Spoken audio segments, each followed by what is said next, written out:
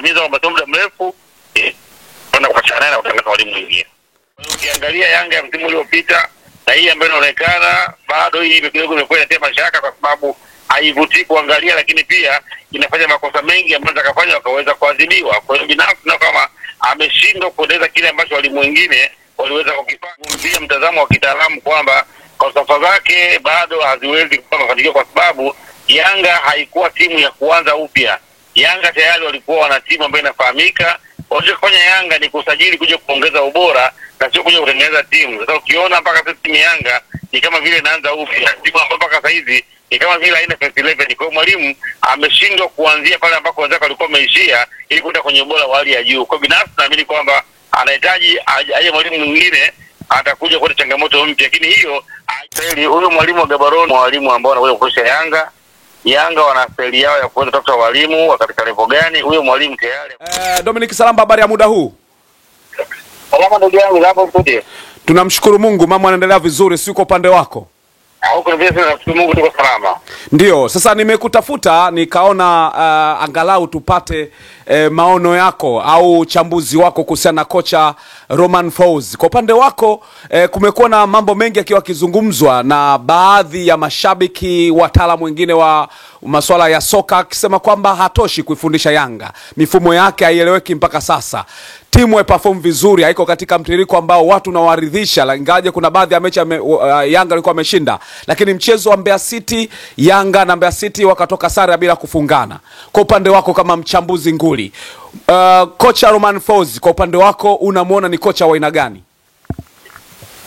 Nafikiri ni kocha mzuri, kwa maana ni kocha kijana ambaye anakuja katika falsafa za soka la kisasa. Ukiangalia age yake kwa utagundua kwamba amepitia katika misingi ya modern football. Kwa hiyo ni mwalimu mzuri, lakini kuwa mwalimu mzuri ni kitu kimoja, kwenda kwenye timu na kuweza kupata matokeo ni kitu kingine. Ndio unaweza kukuta kuna mwalimu mwingine anafukuzwa kwa timu moja, anakwenda kwa timu nyingine, unaona anafanya vizuri. Kuna walimu wangapi ambao pengine Simba na Yanga waliwafukuza kile wao ni walimu wakubwa vya timu kubwa. Kwa hiyo kufukuzwa au kutokufaa hakumaanishi kwa pengine mwalimu sio mzuri, inategemeana tu na zile approach zake na kundi alilolikuta na mahitaji ya klabu, ndio kufanya mwalimu kama anafaa au afai. Kwa jumla yake ni mwalimu mzuri wa kisasa.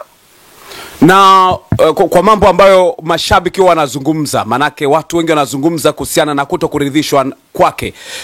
Wapo mashabiki pia wa Yanga moja kwa moja huwa wanazungumza kwamba pamoja na kwamba sisi ni mashabiki tunaweza kumsifia mbele za watu, lakini kiukweli kabisa ni kocha ambaye hatoshi. Kwa CV ambazo alikuwa nazo kabla hajatua Yanga, kwa upande wako ulivyozisoma na kuziangalia, uliona kabisa anaweza katosha kuifundisha Yanga?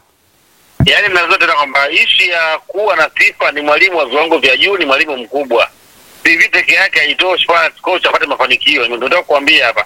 Kuja walimu wengi sana wazuri na wakubwa kwenye Simba, Yanga na Azam, lakini bado hawakufanikiwa kwa chochote cha kikubwa ambacho watu waweza kukiona. Leo hii Simba walikuwa wanataka kumapproach mwalimu Ahmed Ally, hana CV kubwa hiyo, lakini ubora alionao. Kwa hiyo CV peke yake haifundishi, inategemeana CV ulionayo inaweza kwenda kufanya kazi kwenye timu kulingana na kundi lililopo. Kwa hiyo kwa issue ya CV ni mwalimu mkubwa, mpaka Yanga wanaweza kumwamini, wanampa timu, wanampa malengo ya kwenda klabu bingwa. Maana yake hawawezi kufanya kitu kwa mwalimu ambaye hana sifa. Kwa sifa zake ni mwalimu mkubwa ambaye anaweza kufanya timu yote kubwa, lakini kuwa na CV kubwa ni kitu kimoja na kupata matokeo ni kitu kingine sana. Lakini kwa hiki ambacho kiko mezani sasa hivi, kile ambacho kila mmoja anaweza akakizungumzia alichokifanya, kwa upande wako ni bora au kina mapungufu ndani yake? Mimi siwezi kuzungumzia mechi ya Mbeya City, lakini nazungumzia kwamba ni mwalimu ambaye mzuri, isipokuwa changamoto iliyopo ni kwamba mbinu walizonazo na muda uliopo na mahitaji ya Yanga havishabihiani. Yanga walikuwa katika bora wa hali ya juu, ni timu ambayo imefanikiwa kuozi toka la Tanzania kwa misimu minne sasa. Wamekuwa wakipanda bora msimu hadi msimu na kuwa bora. Mashabiki wao tayari kuna eneo ambalo wamejielekeza. Ni kama ni timu ambayo ilianza kupata rhythm na kwa falsafa ya mpira ambao walikuwa wanaucheza. Kwa hiyo ukiangalia Yanga ya msimu uliopita na hii ambayo inaonekana bado hii kidogo imekuwa inatia mashaka kwa sababu haivutii kuangalia, lakini pia inafanya makosa mengi ambayo atakafanya wakaweza kuadhibiwa. Kwa hiyo binafsi na kama ameshindwa kuendeleza kile ambacho walimu wengine waliweza kukifanya. Ukizungumzia kwa swala muda, kuna msimu uliopita Yanga walikuwa na walimu 4 katika msimu mmoja, lakini bado walimu wote walifanikiwa kuweza kuongeza kitu. Kwa hiyo binafsi naamini kwamba ni mwalimu mzuri, lakini mbinu ambazo yuko nazo na muda ambao uko nao hautoshi kumfanya aweze kuonyesha kile ambacho anacho.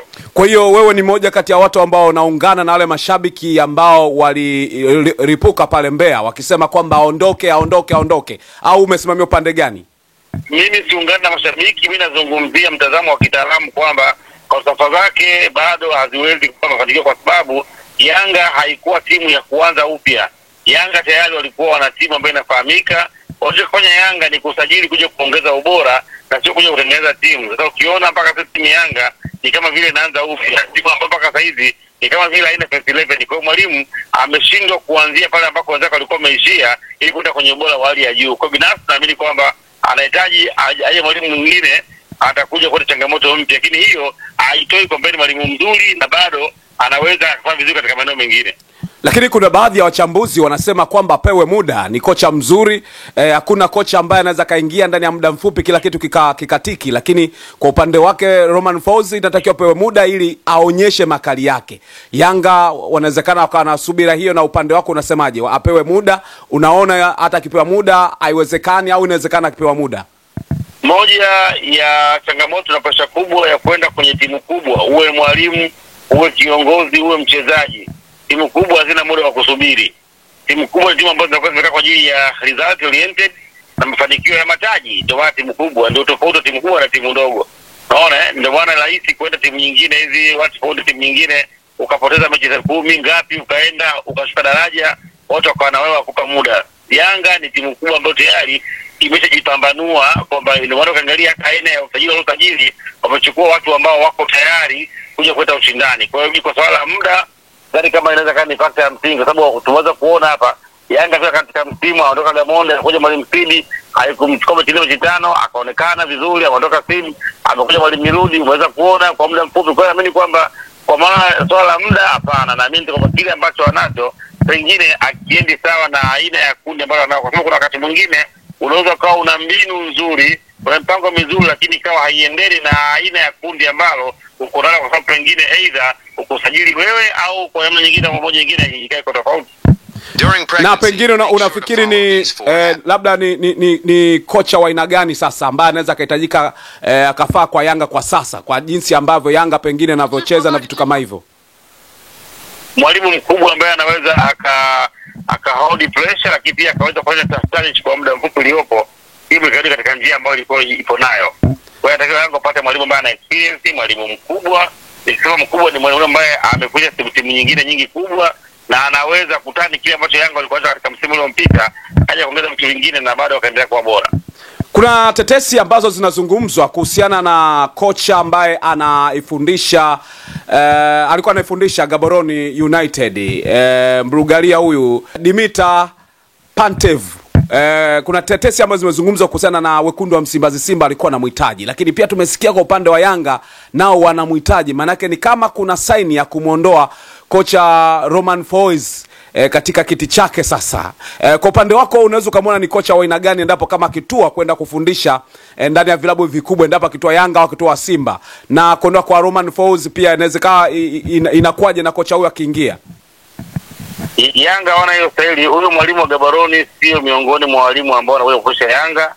Yanga wana staili yao ya kuweza kutafuta walimu wa katika level gani. Huyo mwalimu tayari ameshazungumza na klabu ya Simba na nafikiri leo atakuwa ameshaga huko kwa timu yake na muda wote Simba atakwenda kumtangaza. Kwa biashara yake na Simba ndio almost kama 90 kukamilika. Wameshaongea na atakuja nchini kuweza kumalizana nao kwa mambo ya msingi. Lakini 100% au 90% Simba watamtangaza. Yanga wataendelea kutafuta mwalimu na walimu wa Yanga wanafahamika, na ninaamini kwamba muda mfupi atakwenda kutangaza, lakini sio miongoni mwa walimu ambao Yanga walikuwa kumhitaji. Na sio aina ya walimu ambao Yanga wanaweza wakamhitaji. Kwa hiyo Yanga nao wako sio muda mrefu, inawezekana wakatambaza mkeka mtandaoni kwamba wamefikiana makubaliano ya pande zote mbili na wakaanza kuleta mchakato mwingine wa kumtaka kocha, kutangaza kocha mwingine sasa. Very sure. Na pengine kwa sababu najua nikiongea na wewe huwa napata vitu vingi sana kwa sababu za ndani kabisa, ndio zinavyosema kwamba kocha huenda wakati wote akatangazwa. Ni bado yuko nchini au kashaondoka Romain Folz? Bado yuko nchini, bado ni mwalimu wa Yanga, bado hajafanya maamuzi ya mwisho, lakini ataondoka. Na tetesi ambazo zilikuwa nazungumzwa Salamba ni kwamba kuna pande mbili ndani ya Yanga zilikuwa zimegawanyika. Kuna upande ambao ulikuwa unasema tuendelee kumbakiza, wengine kwa sema aondoke. Sasa inawezekana upande wa kuondoka ndio maana umeshinda. Haya mimi tunazungumza sababu sikuwa sema kikao. Mimi nitakwambia ni kwamba itafikia hatua ataondoka, lakini kuna pande imekuaje hayo nafikiri siyafahamu. Lakini unatuambia kwamba sio muda mrefu, na maana hata wiki atoboi. Hilo la wiki wazungumza wewe. Mimi kwamba sio muda mrefu kwenda kuachana na kutangaza walimu mwingine. Basi Dominic Salamba, mimi nikushukuru sana kwa kuungana nasi kupitia Laki Media. Nakushukuru pia. Asante sana.